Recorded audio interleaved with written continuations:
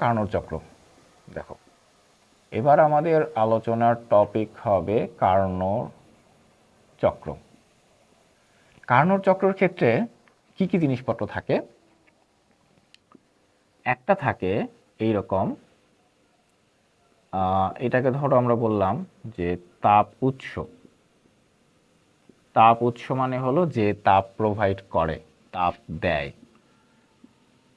এইখানে একটা থাকে তাপ আধার। আরেকটা ধরো আমাদের এরকম, আমি একটা এইটাকে আমি বললাম। আচ্ছা, তাহলে আমরা একটা তাপ উৎস বলি, আমরা একটা এইটাকে বলি তাপ অন্তরক, আর এইটাকে বলি তাপ গ্রাহক। তাহলে একটু সুবিধা হবে বুঝতে। আর একটা আমাদের থাকে পিস্টন। একটা থাকে পিস্টন। পিস্টন মানে হলো যে তাপ গ্রহণ যখন করে তখন এটা কাজ করে, প্রসারিত হয়, উপরের দিকে উঠে যায়, আবার যখন তাপ বর্জন করে তখন আবার নিচের দিকে নামে। ঠিক আছে? তো এখানে আমরা 4টা স্টেপে কার্নোর চক্রটাকে বোঝার চেষ্টা করব। পিস্টনটাকে প্রথম অবস্থাতেই ধরো আমরা এখানে লিখলাম স্টেপ 1। তাহলে স্টেপ 1-এর জন্য এই পিস্টনটাকে তাপ উৎসের উপরে যদি রাখা হয় তাহলে কি হবে? তাপ উৎস। আচ্ছা, আরেকটা ব্যাপার যে কার্নোর চক্র এখানে যে আলোচনাটা করা হয়েছে এটা হলো একটা আদর্শ সিস্টেম। এইটা একটা আদর্শ সিস্টেম, এটা আমাদের মাথায় রাখতে হবে যে কার্নোর যে চক্র আমরা আলোচনা করতেছি এটা বাস্তবে ঘটনা, বাট এটা একটা আদর্শ সিস্টেম। তাহলে পিস্টনটাকে যদি আমি তাপ উৎসের উপরে রাখি তাহলে পিস্টন কি করবে? তাপ উৎস থেকে তাপ গ্রহণ করবে। আচ্ছা, যেহেতু এটা একটা আদর্শ সিস্টেম, তাহলে এখানে তাপগতিবিদ্যার প্রথম সূত্রটাকে আমরা কিভাবে ইউজ করব? আমরা এইভাবে ইউজ করব। আচ্ছা, ডিডব্লিউ না লিখে একবারে পিডিভি লিখে দিই। তাহলে এই জায়গাতে যেহেতু এটা আমি আগেই বলছি এটা একটা আদর্শ সিস্টেম, আদর্শ সিস্টেমের ক্ষেত্রে কি হবে না? অভ্যন্তরীণ শক্তির কোনো পরিবর্তন হবে না। তাহলে অভ্যন্তরীণ শক্তির পরিবর্তন হবে না মানে হলো যে পিস্টন যে পরিমাণ তাপ গ্রহণ করবে ওই সমপরিমাণ তাপ দিয়ে সে কাজ করবে, ঠিক না? তাহলে সমপরিমাণ তাপ দিয়ে যদি সে কাজ করে তাহলে তার কি আয়তন বৃদ্ধি হবে?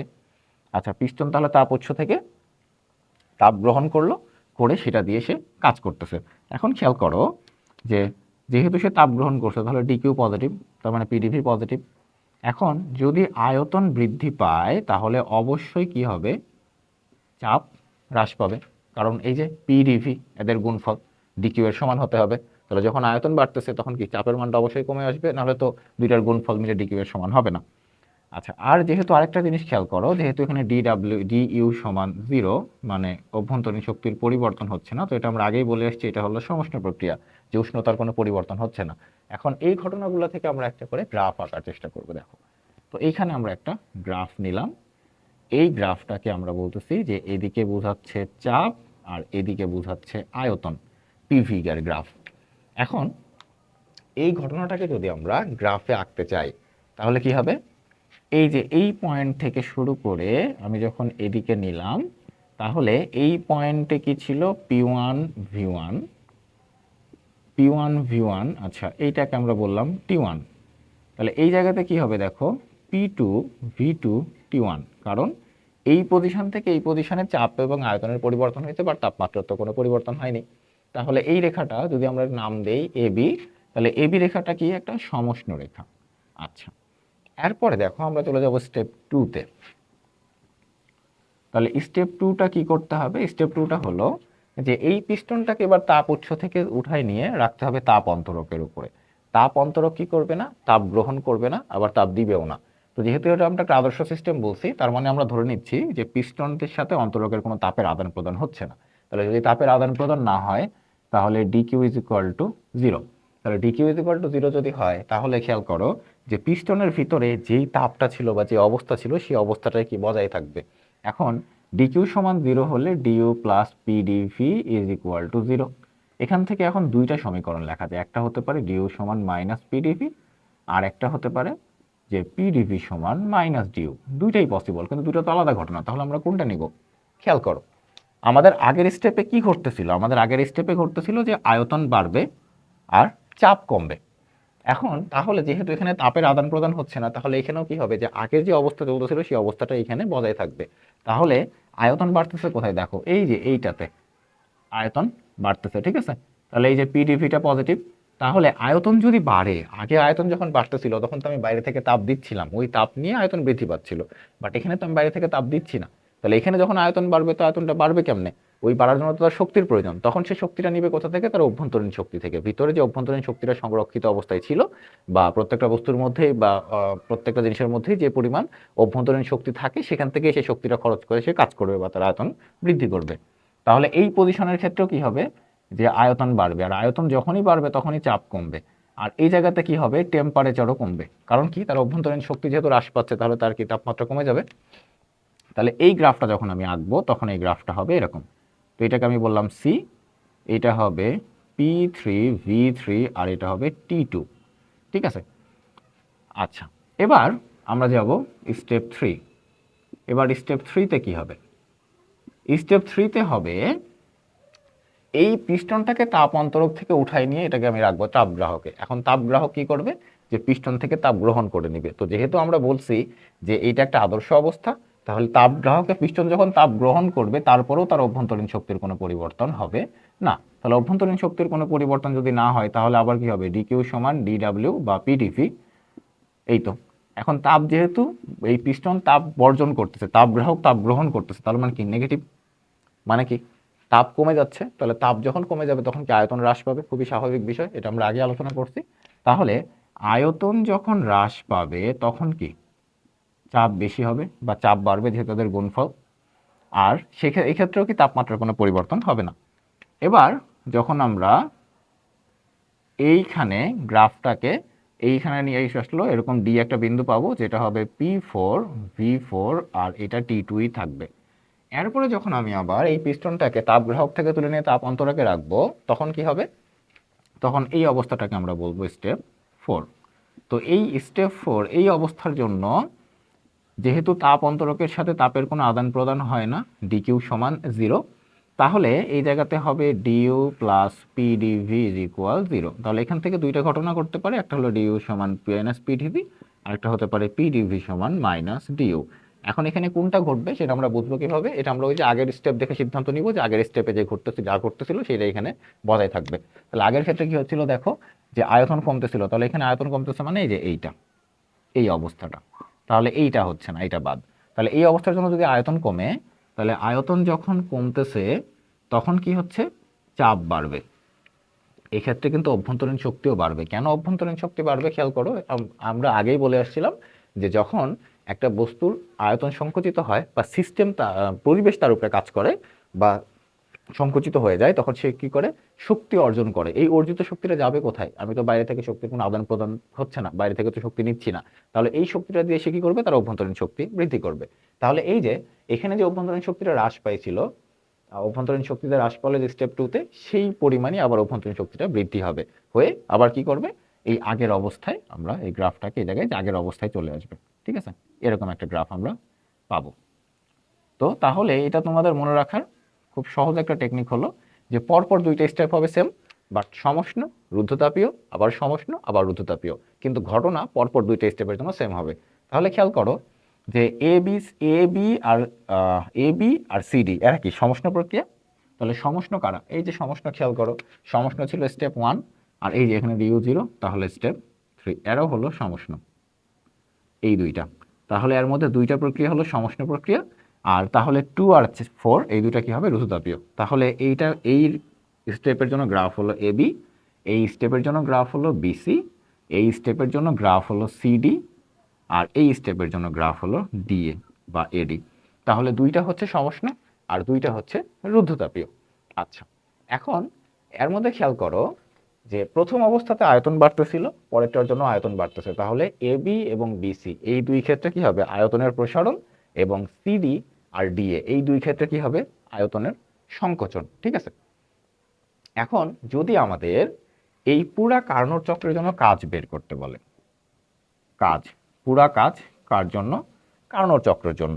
তাহলে এই ক্ষেত্রে প্রথম দুইটা কাজ কি হবে? ধনাত্মক কাজ হবে।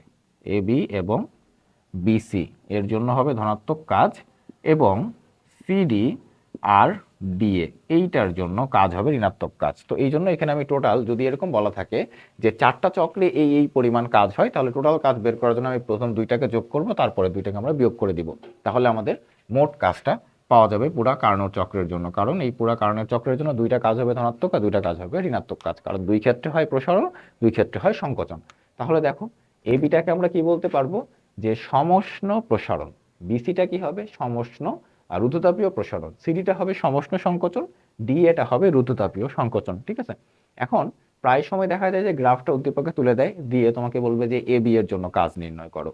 তাহলে এ বি এর জন্য কাজ বের করতে গেলে তখন তোমার একটা গ্রাফ দেখেই বুঝতে হবে যেটা তোমাকে বলতেছে সমষ্ণ প্রক্রিয়ার জন্য কাজ বের করতে, বা বলতে পারে যে বিসি এর জন্য কাজ নির্ণয় করো। তাহলে বিসি এর জন্য কাজ নির্ণয় করো বলতেই তোমার বুঝতে হবে যেটা বলতেছে রুদ্ধতাপীয় প্রক্রিয়ার জন্য কাজ নির্ণয় করতে। ঠিক আছে, তো এই জন্য এই গ্রাফ সম্পর্কে যদি তুমি এই স্টেপগুলা কার্নোট চক্র এইভাবে প্রমাণ করতে হয়তো বলবে না পরীক্ষায়, বাট তোমার শুধু গ্রাফটা মাথায় রাখতে হবে যে গ্রাফটা কোনটা দ্বারা কি বোঝাচ্ছে। ঠিক আছে, তাহলে এইটা হলো এই গ্রাফের ক্ষেত্রে যেটা বললাম যে অ্যারো চিহ্ন উপর থেকে নিচের দিকে বললে বোঝা যায় যে উপর থেকে নিচের দিকে বলতে বোঝায় যে উচ্চ তাপমাত্রা থেকে তাপ গ্রহণ করে নিম্ন তাপমাত্রায় তাপ বর্জন। যেমন এখানে খেয়াল করো যে তাপ উৎস থেকে তাপ গ্রহণ করা হয়েছিল, তারপরে ওই তাপটাকে আবার তাপগ্রাহকে কি করছে, পিস্টন বর্জন করছে। ঠিক আছে, তাহলে তাপ উৎসের তাপমাত্রা বেশি, তাপগ্রাহকের তাপমাত্রা কম, অবভিয়াসলি। তাহলে এই যে তাপ উৎস থেকে তাপ গ্রহণ করে তাপগ্রাহকে তাপ বর্জন করলো, তাহলে এই প্রসেসটা হলো মূলত হিট ইঞ্জিনের ক্ষেত্রে এই সিনারিওটা পাওয়া যায় যে উচ্চ তাপমাত্রা থেকে তাপ গ্রহণ করে নিম্ন তাপমাত্রায় তাপ বর্জন করবে। আর রেফ্রিজারেটরের ক্ষেত্রে কি হয় যে অ্যারো চিহ্নটা নিচ থেকে দেওয়া থাকে। তাহলে নিচ থেকে দেওয়া থাকে বলতে বোঝায় যে নিম্ন তাপমাত্রা থেকে তাপ গ্রহণ করে সেই তাপটা উচ্চ তাপমাত্রায় বর্জন করবে। মানে যদি এই প্রসেসটাকে আমি উল্টাভাবে চালাইতাম তাহলে সেক্ষেত্রে সেটা কি হতো, রেফ্রিজারেটরের জন্য। এই তো এই গেল আমাদের কার্নোট চক্র। কার্নোট চক্রের স্টেপগুলো একটু ভালো মতো একবার, এগুলো জাস্ট আমাদের ফার্দার আর পড়ার বা মুখস্থ করার কোনো দরকার নেই, জাস্ট একবার যদি এইভাবে দেখে রাখো আর গ্রাফটা একবার দেখে রাখো তাহলেই হবে, যথেষ্ট হবে। ঠিক আছে, আচ্ছা এবার আমরা চলে যাব এনট্রপি। এখন আমাদের আলোচনা হবে এনট্রপি নিয়ে। এনট্রপি, এনট্রপি মানে হলো বিশৃঙ্খলার পরিমাণ।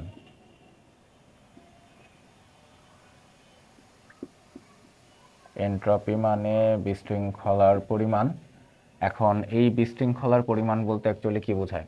বিশৃঙ্খলার পরিমাণ মানে হলো যে আমাদের পরিবেশ এই তাপমাত্রা বৃদ্ধির কারণে কিভাবে আমাদের পরিবেশ ক্ষতিগ্রস্ত হচ্ছে বা আমাদের পরিবেশ কিভাবে ক্ষতির দিকে আগাচ্ছে। তো এটাই বিশৃঙ্খলার পরিমাণ ধরে আমরা ধরে নেই। বিশৃঙ্খলা বলতে ধরো যে যখন পৃথিবী সৃষ্টির শুরুর দিকে ধরা হয় তখন পরিবেশটা খুবই সুশৃঙ্খল অবস্থায় ছিল, বা ডে বাই ডে আস্তে আস্তে আমাদের এই বিভিন্ন পরিবেশ দূষণের কারণে বা তাপমাত্রা বৃদ্ধির কারণে এই কারণে আস্তে আস্তে যে বিশৃঙ্খলাগুলো সৃষ্টি হচ্ছে, তো এটাকেই বলা হয় যে বিশৃঙ্খলার পরিমাণ।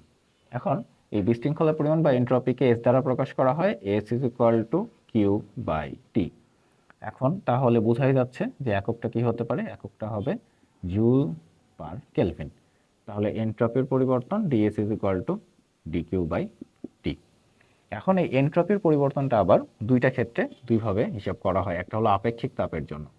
আপেক্ষিক তাপের জন্য এনট্রপির পরিবর্তন হিসাব করার ক্ষেত্রে ডিকিউ, এটা তোমরা একবারে সূত্রটাকে মুখস্থ রাখতে পারো, টি টু বাই টি ওয়ান। আর আরেকটা হলো সুপ্ত তাপের জন্য। সুপ্ত তাপের জন্য এনট্রপির পরিবর্তন হয় এম এল বাই টি। এই অথবা তুমি চাইলে এটাকে যদি ইন্টিগ্রেশন করে দেখাও তাও হবে যে আমরা টি ওয়ান টেম্পারেচার থেকে টি টু টেম্পারেচারে ডিকিউ, তাহলে ডিকিউ এর মান বসাই দাও। আপেক্ষিক তাপের জন্য কি হবে, এম এস ডিটি বা ডেল থিটা একই কথা। তাহলে এম এসটা বাইরে আসে আর ওই যে আগের বা ইন্টিগ্রেশন একটু দেখালাম ওইটাই 1/t এর জন্য হবে লন টি। লন টি এর উপরে থাকবে লিমিট, তাহলে M S ln T two by T one. এই তাহলে এই ধরো দুই ক্ষেত্রে আমাদের এনট্রপি বের করা যায়। তো আমরা দুইটা প্রক্রিয়া নিয়ে একটু আলোচনা করব, একটা হলো প্রত্যাগামী প্রক্রিয়া, একটা অপ্রত্যাগামী প্রক্রিয়া। প্রত্যাগামী প্রক্রিয়া, প্রত্যাগামী প্রক্রিয়া মানে কি, যে আগের অবস্থায় প্রত্যাবর্তন করতে পারে। কীরকম, ধরো আমি 0°C তাপমাত্রার বরফকে তাপ দিলাম, দিয়ে সেই বরফকে আমি 100°C তাপমাত্রার বাষ্পে পরিণত করছি। তাহলে এখানে কি আমার তাপ শক্তি খরচ করতে হয়েছে, তাপ দিতে হয়েছে। তাহলে এবার যদি আমরা ওই বাষ্পটুকুকে ধরে যদি আবার ঠান্ডা করে ফেলতাম, বরফে পরিণত করতাম, তাহলে ওই পরিমাণ তাপটা ফেরত পাওয়ার একটা সম্ভাবনা থাকে, যদিও একদম অ্যাকুরেট না পাওয়া গেলেও কিছুটা পাওয়া যাওয়ার একটা সম্ভাবনা থাকবে। এই প্রক্রিয়াটাকে বলা হয় প্রত্যাগামী প্রক্রিয়া। তাহলে প্রত্যাগামী প্রক্রিয়া মানে কি, যেটা রিভার্সেবল প্রসেস, মানে আগের অবস্থায় ফেরত চলে আসতে পারে। আরেকটা প্রক্রিয়া হলো অপ্রত্যাগামী প্রক্রিয়া, যেটা আগের অবস্থায় ফেরত আসতে পারে না। আরেকটা হলো অপ্রত্যাগামী। কিরকম, ধরো দুইটা গাড়ির মধ্যে সংঘর্ষ হলো, হয়ে সেখানে তাপশক্তি উৎপন্ন হলো বা আগুন ধরে গেল, তাহলে ওইখান থেকে যে তাপশক্তিটা উৎপন্ন হবে সেটা কিন্তু আমি আর রিভার্স ওয়েতে রিকভার করতে পারবো না, ওই শক্তিটা পরিবেশে চলে যাচ্ছে, ওই শক্তিটা আমরা রিকভার করতে পারতেছি না। এই প্রক্রিয়াগুলো হলো অপ্রত্যাগামী প্রক্রিয়া। আচ্ছা, এখন এই প্রত্যাগামী প্রক্রিয়ার ক্ষেত্রে বা অপ্রত্যাগামী প্রক্রিয়ার ক্ষেত্রে এনট্রপি কিভাবে হিসাব করতে হয়? প্রত্যাগামী প্রক্রিয়ার ক্ষেত্রে এনট্রপি, ওই যে এনট্রপি হিসাব করার ক্ষেত্রে সব ক্ষেত্রে আমরা এভাবে হিসাব করব। আর এই দুটো সূত্র কখন ব্যবহার হবে, ওই যে দেখো যখন বলবে যে বরফ থেকে পানি, যেমন এই যে আমি বললাম, ধরো এখানে যদি আমি এনট্রপির হিসাব করতে চাই বরফ থেকে বাষ্প, তাহলে তোমাদের আগে বুঝতে হবে যে এখানে প্রসেস কয়টা। সেই হিসেবে প্রসেস কয়টা, এখানে দেখো বরফ থেকে পানি, 0 ডিগ্রির বরফ থেকে 0 ডিগ্রির পানি, তাহলে এইটা একটা প্রসেস, এখানে একটা এনট্রপির পরিবর্তন হবে। এরপরে ওই 0 ডিগ্রির পানি থেকে আবার 100 ডিগ্রির পানি, তাহলে এখানে একটা এনট্রপির পরিবর্তন। এরপরে 100 ডিগ্রির পানি থেকে আবার 100 ডিগ্রির বাষ্প, ওই যে তোমরা বরফ থেকে বাষ্প হওয়ার যে প্রসেসটা আমি দেখালাম, একটা এরকম একটা ছবি আঁকায়, ওটা যদি আরেকবার একটু দেখো তাহলে বুঝতে পারবা। ঠিক আছে, তাহলে বরফ থেকে পানি, এইটা একটা প্রসেস। এটা হলো কার জন্য, সুপ্ত তাপের জন্য, বরফ থেকে পানি, কারণ যে অবস্থার পরিবর্তন হচ্ছে, তাহলে এটা এরকম হবে, এই সূত্রটা আসবে এখানে। প্রথম এখানে এটার জন্য আসবে ml/T1 প্লাস DS2, পানি থেকে বাষ্প 100 ডিগ্রি পর্যন্ত, তখন আমাদের এই সূত্রটা আসবে T2/T1, এরপরে আবার এই সূত্রটা আসবে, কারণ ওইটা আবার পানি থেকে বাষ্প। ঠিক আছে, সরি T2। এই তো এইভাবে বের করতে হয়। আর অপ্রত্যাগামী প্রক্রিয়ার ক্ষেত্রে, অথবা যদি এই প্রসেসটা না বলে, ধরো যে এরকম এই বরফ পানির কথা বললো না, এমনি কার্নোর চক্রের কথা বললো, যেখানে তাপ দেওয়া আছে আর তাপমাত্রা দেওয়া আছে, তখন তোমরা কি করবা, এই সূত্রটা ইউজ করবা, যে ds is equal two dq/t, তাপের পরিবর্তন বাই তাপমাত্রা। তাহলে এখান থেকে আমরা এনট্রপি বের করতে পারবো। ধরো এই যে কার্নোর যে গ্রাফের কথা বললাম, এই যে একটা কার্নোর গ্রাফ, তাহলে এইখানে Q1 T1, এইখানে Q2 T2, ধরো এরকম। তাহলে এই জায়গা থেকে যদি আমরা এনট্রপির পরিবর্তন হিসাব করতে চাই, মোট এনট্রপির পরিবর্তন, তাহলে সেক্ষেত্রে কি হবে, Q1/T1 মাইনাস Q2/T2, এই হলো। কারণ প্রথম ক্ষেত্রে কি হবে, যে প্রথম ক্ষেত্রে এই জায়গায় এনট্রপি বৃদ্ধি পাবে, তারপরে বা এইভাবে চিন্তা না করে যদি এইভাবে চিন্তা করো সমস্যা পড়বে, এইখানে তাপমাত্রা T2 এই জায়গা থেকে, অথবা এইটাকে Q2T2 না চিন্তা করে এইটাকেও Q2T2 চিন্তা করো, এইটা চিন্তা করো। ঠিক আছে, তাহলে বেশি ভালো হয় বুঝতে। তাহলে দেখো Q1T1 আর Q2T2, তাহলে কি হবে, এদের মধ্যে এটা হলো এনট্রপির পরিবর্তন। আচ্ছা, এখন তাহলে এই জায়গাতে এনট্রপির পরিবর্তন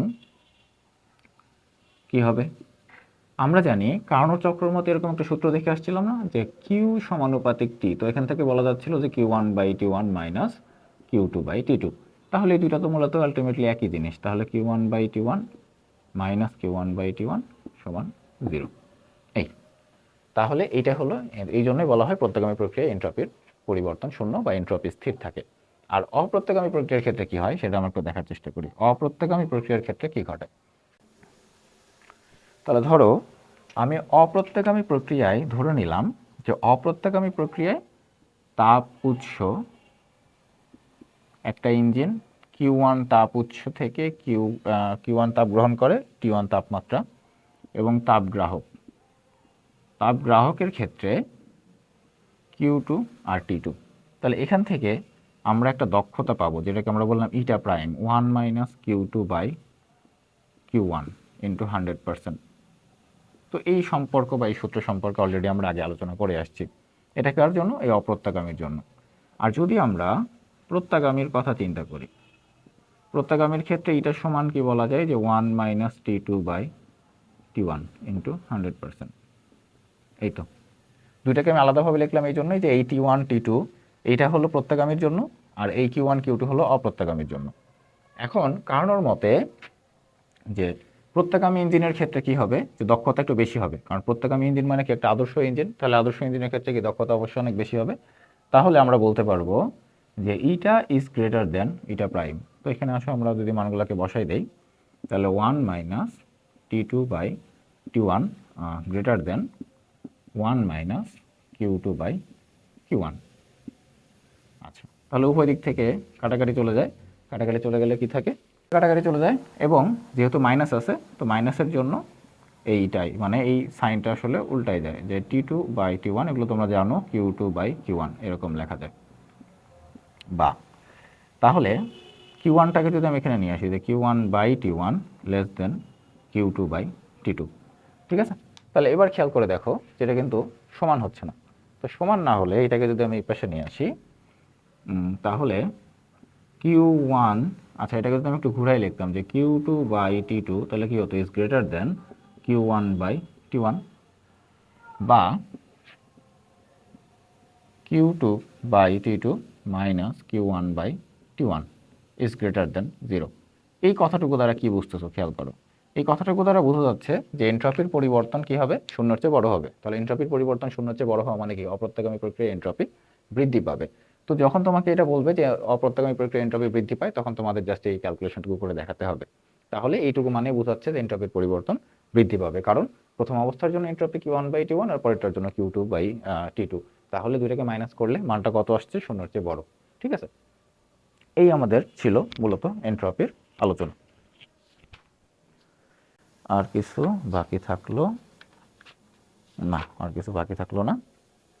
এই তাহলে এর মধ্যে দিয়ে তাপগতিবিদ্যার আলোচনা আমাদের মোটামুটি থিওরি আলোচনা আমাদের শেষ হলো। এরপরে আমরা ইনশাল্লাহ এরপরে কোনো এক সময় ম্যাথমেটিক্যাল আলোচনা করবো, প্রচুর অঙ্ক করব বিভিন্ন টপিক থেকে। আজকে এই পর্যন্তই।